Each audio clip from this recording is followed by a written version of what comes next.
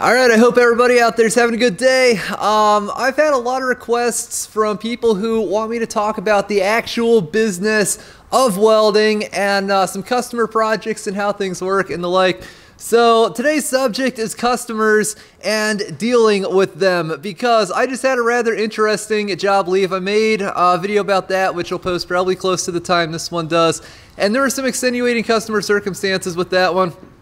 And I haven't been in the business for a bazillion and 12 years, but I've still had my share, considering the amount of time I have been doing this, of customers that are really good and nice to deal with, and some that are, to put it gently, a little bit problematic. And I'm going to tell you guys some stories from each today because, I'm not really interested in pretending that everything is all 100% perfectly smooth, and I think most of you guys and most tradesmen know that fairly well by now. So the first point I want to make is you have to understand that if you're going to be doing business with people, you have to realize that people are extremely, extremely cheap, and more often than not, customers who are homeowners and hobbyists especially, and small-time operators in whatever business they're in, will 9 times out of 10 choose something or not choose something, be it a repair person who does that repair, whatever, purely based on price. This is another reason why, and I've talked about this before, I make it a point to not do business with homeowners and hobbyists and those types of groups anytime I can manage to do so, because they're cheap. If you deal with people, like most of my regular customers, they're construction companies. I do some structural steel work. They're machine shops. They're automotive shops. These people are used to doing business with other people. They understand the concept of, hey, maybe we shouldn't hire the cheapest guy to do this, or, they're more likely to understand, hey, this person we're talking to, he seems really competent. He seems really well equipped. Let's not try to lowball him on this and try to get just the cheapest solution humanly possible.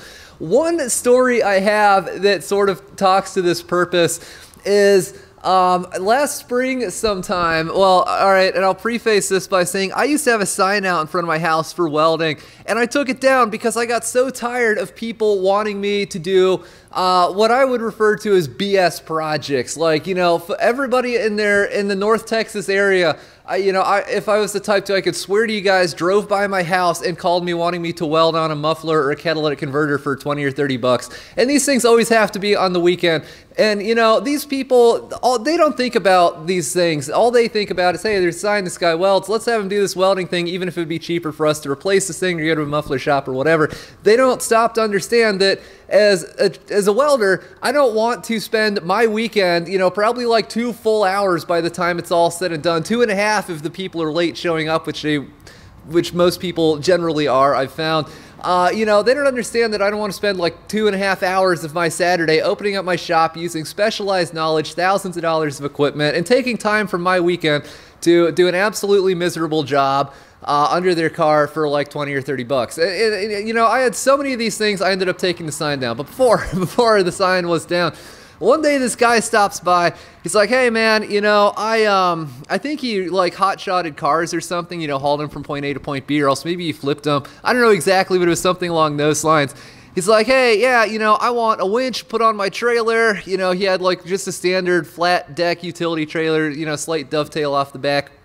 And he's like, yeah, I want a winch on this so it's easier to load ones that don't run, and, I don't want it out in the weather. I want to buy like one of those universal truck toolboxes. You can buy them at, farm stores, truck places, that sort of thing. And, I want you to cut this up and, so we can put the winch inside it and run the wires, do all this stuff. I'm like, yeah, I don't remember exactly what I told him I'd do it for. I told him, $200, $300, $400, $500 maybe. It was basically going to take me most of a day to do this. Not really much of materials. It was pretty much all time.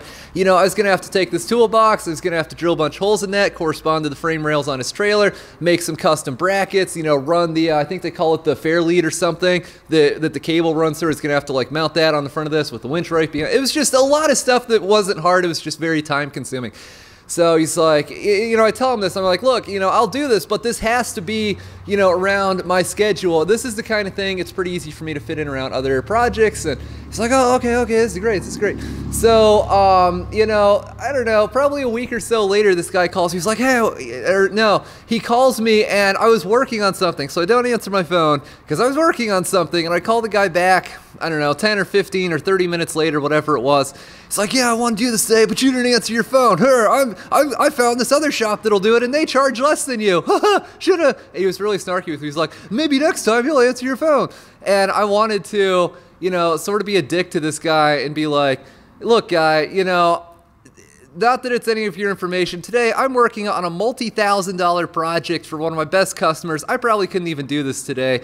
You know, I'm not going to derail all of this that actually has to get done to do your BS trailer thing, which I don't actually really need to do in the first place. It's just, you know, like I said, I can fit around other projects when I'm not working on stuff, you know, and give him the full 9 yards. But I was like, all right, well, you know, whatever, guy, have a nice day, and just ended the phone call. And I didn't really think much about it. And then by pure chance, 2-3 months later, I saw this guy again. He's like, and he's surprisingly nice to me. He's like, hey, could you do this or that to my trailer? And I'm like, yeah. Didn't you say you wanted something else done before and you didn't do it for whatever reason? And immediately his demeanor changed. He's like, yeah, let me tell you how that went. I go to this other shop and, you know, I have it done. And I'm thinking, this is great. And then, you know, I use it to move like a car on my trailer, go home, you know, close everything up, go inside. I walk out of my house the next morning and go, I smell electrical smoke. What? Why do I smell electrical smoke? And then he walks over to his trailer to discover that whoever he had do this, I don't know if they just didn't know enough to, or they didn't believe in grommets for some reason, but they didn't use any. They ran the cables for his winch like right under the lid to this box, and I guess it was a pretty cheap winch that he had because it didn't evidently have like a thermal overload or whatever. So what happens, this guy gets home the night before, slams the lid on his box after putting all his chains and straps in it. And I guess over the course of the night, the cables shorted out against the steel side of this box. And it shorted out and it started his winch running, and his winch, you know, it like pulls the cable all the way in from wherever it was, and it stops up at the fair leaders going, and then it eventually overheats and self-destructs. So this whole ordeal cost him, like, I don't know, an entire winch, which evidently, like I said, no thermal overload, so it probably wasn't a very expensive one, but it still would have sucked. And, you know, whatever other damage that cost. So, you know, that was that, you know, it's really best to not, you know, burn bridges with people. People like, that's what you get for being a dick to me on the phone that day, you know, whatever. But, you know, this is the thing. You have to realize you're not going to win them all for some reason. Perhaps it will be a good reason, like you were too busy or whatever. Perhaps it won't be a good reason, like, you know, you're working on something else, so you don't answer your phone, this guy's having a bad day or whatever. But, you know what goes around comes around, and I didn't really think too much about that after that, but it was sort of a funny story. I still think of it every single time I see a winch to this day. Another story that hopefully there's some lessons to be learned from it. This is a happier story. So last summer sometime, and this is actually the story behind the project I was working on today. Last summer sometime, I was out working on a job with Steve the mechanic. We were repairing some type of heavy equipment for, you know, one of the companies that he works for. And there's this little automotive shop right across the street. And Steve had gone over and talked to them about something or other. Oh yeah, I remember. There was all this hydraulic oil all over this machine, and we were afraid it was going to catch fire. So Steve goes over there and borrows like a 5-gallon bucket of water, so we put it down on the grass. But whatever the case, we'd had some communication with them, and you know, through the day we saw him watching us working on this thing.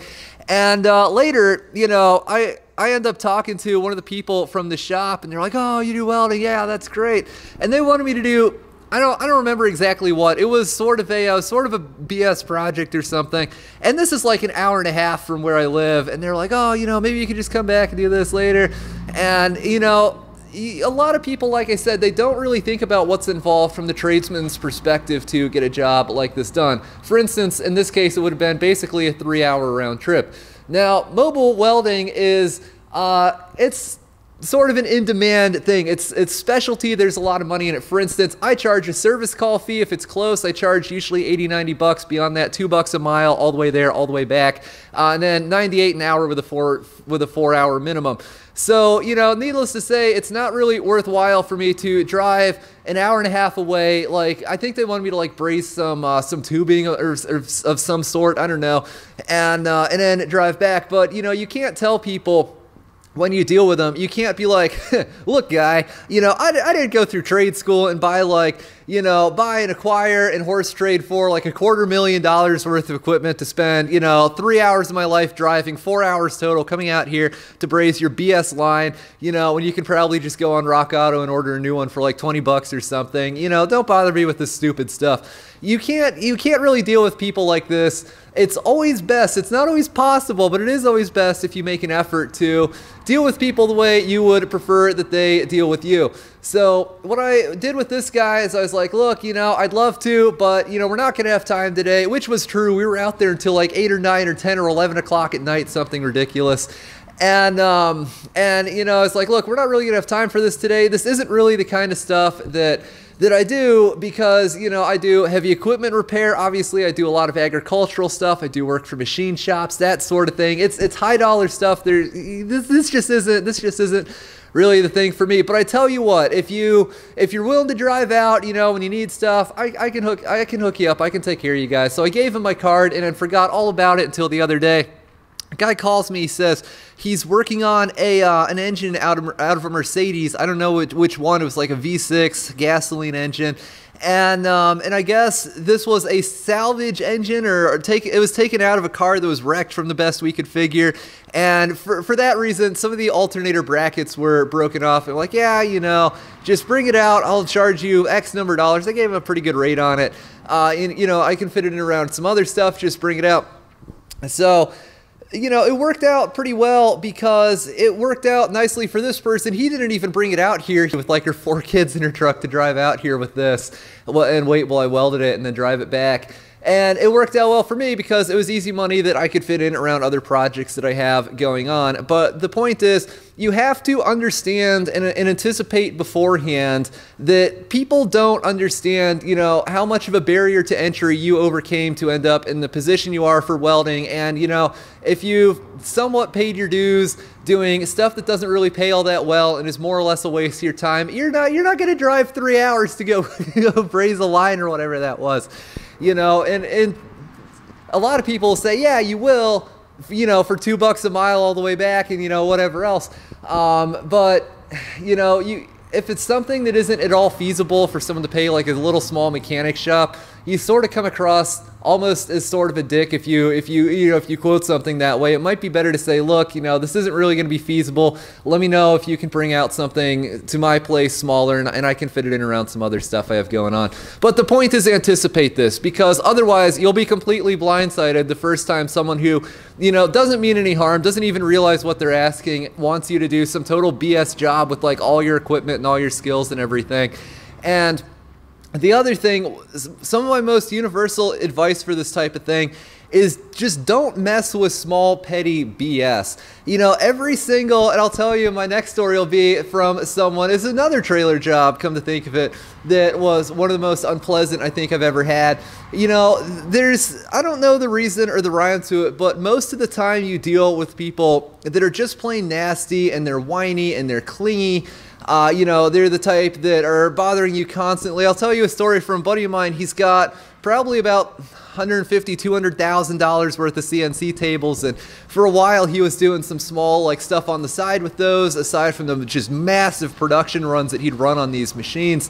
And like he told me there's this one guy that every week or 10 days he would text him a picture of some BS thing he like found on Pinterest or whatever. It's like, hey, how much for one of these? And you know, the first few times he quoted him, and then the guy like either wouldn't do it or he'd be like, yeah, well, I'll do this $50 thing, but only if you deliver it like 3 towns away, you know, in Dallas Fort Worth traffic. Yeah, right, for $50 or whatever. And he sort of eventually came to the realization that a lot of these small things just are not worth your time. This is why I normally have a $250 minimum for anything here in the shop. And the reason for that is, You know, it might sound like a lot, but look at it this way. If somebody stops by and wants a new muffler welded onto their vehicle, they're going to pull me off of a paying project here for probably 20 minutes to go, you know, kiss their hands and shake their baby and make friends with them and all this other stuff. And then they'll be like, you know, I just want this. Can you do this? Yeah. You know, you sit there and talk to them for like 20 full minutes, and that's gone off of paying work. And then, you know, and then they're like, oh, you know, 20, 30 bucks. They drive out, they're late. It takes you like 2 full hours to get this done by the time, you know, you meet with them and everything. And for all that for like 20, 30 bucks. No, this is why I have a $250 minimum. If it's not worth that, it's not worth my time to walk off of paying work to quote this thing. It's not worth dealing with people who are, you know, potentially kind of hit or miss. This is my next advice. Find customers who you work well with, who have their act together, and they don't waste your time, they don't pay late, they don't play stupid games with you, and do everything you can to further your relationship with these customers. Like a while ago, I made a video for a machine shop that I work with. They had an intake manifold off of some type of old V8. I think a lot of you guys in the comments said it was like a Buick 207 or some 315 or some random size of engine.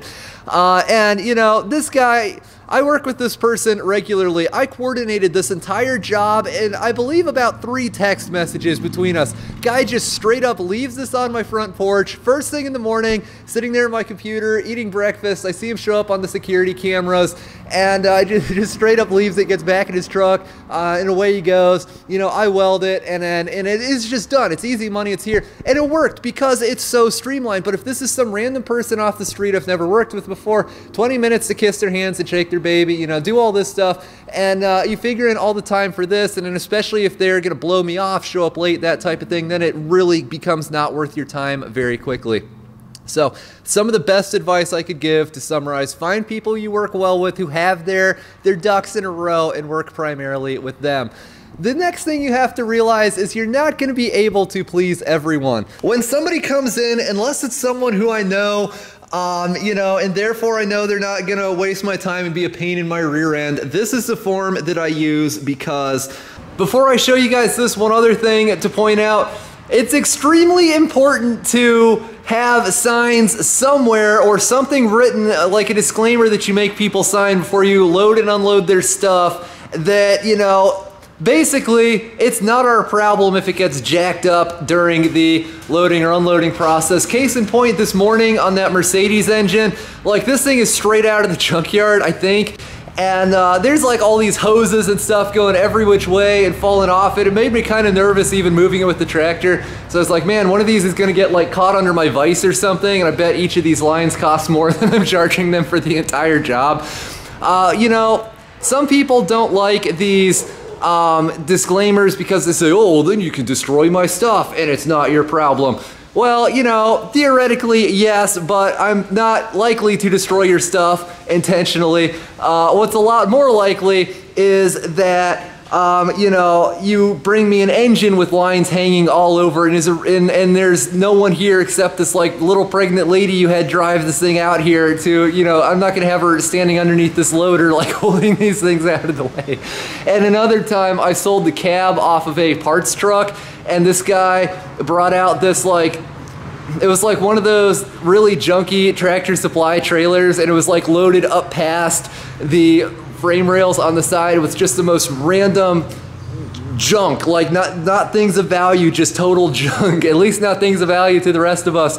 And I was really nervous about that because he's having me set this thing like on all his junk, and like, you know, if we crush something or whatever, you need to protect yourself from things like this. So TLDR, if nothing else, I bet you can go on eBay or something and buy like a pre-made, not responsible for damage loading or unloading thing.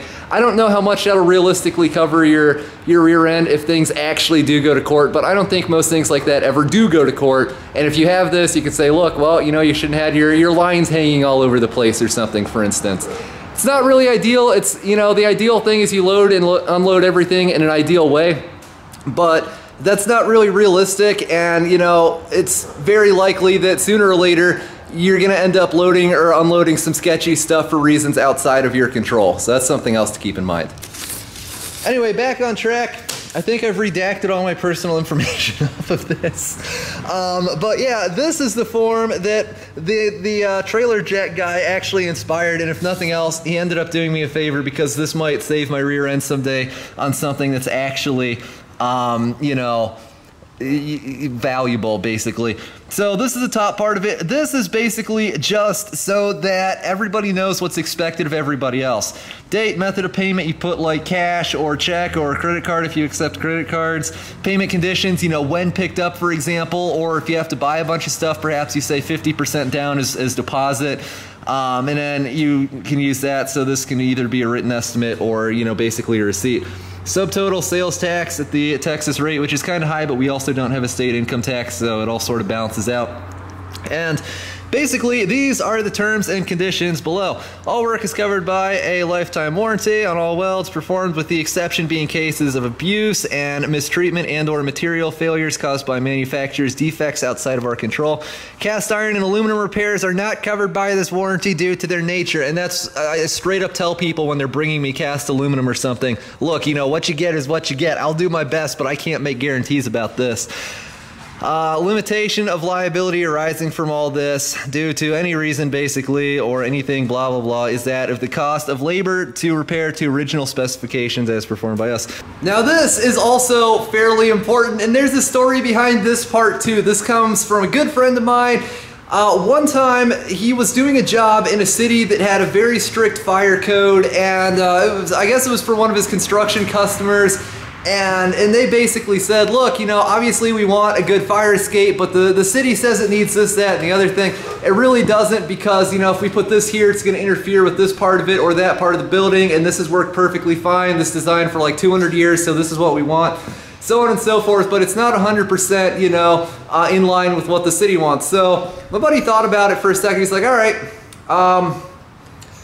well, look, you know, obviously, really the worst thing that could happen from this, it's not a safety thing to the people that use said fire escape. The worst thing that's going to happen is the city comes out and they, you know, they road pirate you for hundreds of or thousands of dollars, and or they make you fix this thing so it's compliant.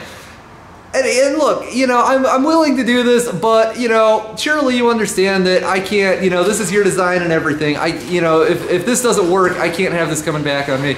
And the guy at the construction company, he's like, yeah, that's fair, what do you want to do? He's like, I'll build it the way you want it, but I need you to sign something first, which basically says customer is entirely responsible for this design. Any extra work required will be performed at an additional expense, so on and so forth. And that's why my thing too has the same passage. Like I said, it basically just means the customer is responsible for making sure their design is legal and so on and so forth, because I'm not an attorney. Like, you know, if somebody brings me, you know, whatever, and it turns out the building code in whatever city they're in, it says it should be this way, but the customer wants it that way, it's not fair to me if that comes back to me as the city says, oh, it needs to be this way, and the customer's like, well, I didn't know that, You know, this way, they're responsible for whatever design they give to you. Yeah, the other part of this is I have right here, customer is fully responsible for the design and specifications of all work performed. Let's see, I lost my place. In any situation without written plans, trailer jack guy, drawings and or blueprints, reworks and modifications will be performed at an additional cost. I am not liable for issues arising from misprints within written plans. Basically what this means is, if you know what you want, tell me what you want and you will get it. Otherwise, it's up to me. I'm going to do whatever I feel is best in that situation. And if you don't like it for any reason, that's just too bad. You should have told me what you wanted beforehand, or drawn it up on a napkin or something. You know, this is sort of an example of, you know, not all situations are good situations. That trailer jack deal was a mess. That was not really good for anybody involved. However, you can take a bad situation like that and use it to potentially help you in the future. For instance, now I have this form, and that whole deal, while it was a pain, it could have potentially protected me, and now by extension you guys as well, from an extremely expensive rework on some actual like real deal job at some point in the future. And the other thing is, you say, oh, you know, nobody's gonna want to read all this stuff, blah blah blah blah blah. You know, you're gonna say you're being too legalistic. Not once ever has anyone complained about this form. Literally not one single time. Most people understand, and if anything, it's helpful because if somebody, you know, goes off on you for designing their thing this way when they wanted it that way, but they never told you, you can say, look, well, did you sign this form when you dropped off your thing? Oh, okay, well, maybe next time, you know, I'll be more careful. And then it's over. Crisis averted. Next up, from the completion of work, customer shall pick up or take delivery of all items within 10 days unless previously noted above in this giant blank space which I left to note such things. From 10 days to 30 days, customer shall pay a $10 a day storage fee of their items. After 30 days, they will be considered as abandoned and become the property of yours truly. This, I don't actually practice. It's only here so I can cover my rear end if somebody has me do some large weldment or project and just straight up dumps it on me, and then, you know, I can't get a hold of them. I sell it to recover my cost as an example, and then later you're like, you sold my thing, that wasn't yours to sell. Yeah, I was only off the face of the earth for 120 days without telling you after you spent like $6 grand in materials to build this for me. Blah, blah, blah, blah, blah, blah. You know, this is, I'm happy to store things for people, especially people who I like, which is most people that I deal with. If it helps them, because, you know, I have a fair amount of space here. Most things that I work on, you know, can be stored outside. If they get rained on, it's not going to hurt. Hell, half of them live outside in the first place. It's just not a big deal. However, some people, you know, they're not the most considerate, they're not the most competent, they might not see anything wrong with leaving something with you and just flat out abandoning it, or saying, oh, well, you know, that guy, he's got a big yard, he can just store it out there, when in reality you can't for some reason, and then it's in your way for a month. Yeah, I don't make an issue with this unless somebody gives me a reason to make an issue with this, and luckily so far nobody has, hence the beauty of this form. All right, yeah, and then the other thing, all items sold, machinery, materials, etc. are sold as is, where is, and are not covered by any warranty expressed or implied, irregardless of any manufacturer's warranty, which may be relevant through them. Unless listed above, all sales are final.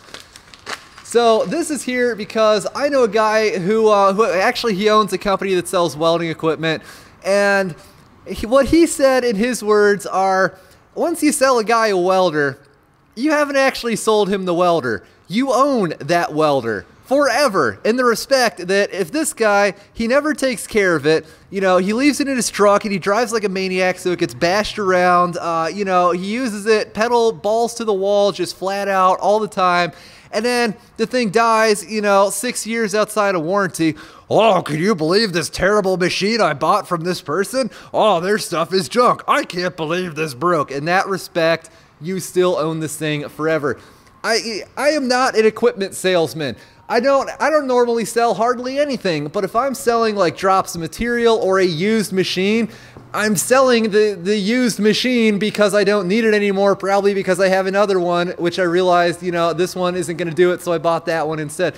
Like I said, if you want something, go to the manufacturer. If you buy something used, what you get is what you get. Like, I'm not intentionally going to screw someone over on a piece of equipment, but if it works fine when I have it and then, you know, it dies like the second time they use it, that's just too bad. I hope it still has a manufacturer's warranty. You know, I'm a welding shop. I'm not an equipment dealer.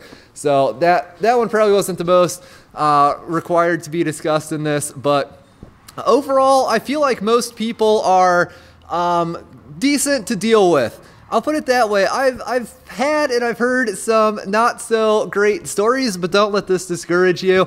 There is a lot of money to be made in welding. You just sort of have to know a few things going into it, like expect that people don't realize how long things take and therefore how expensive they are. So people will want you to fix a bunch of stuff that isn't worth fixing.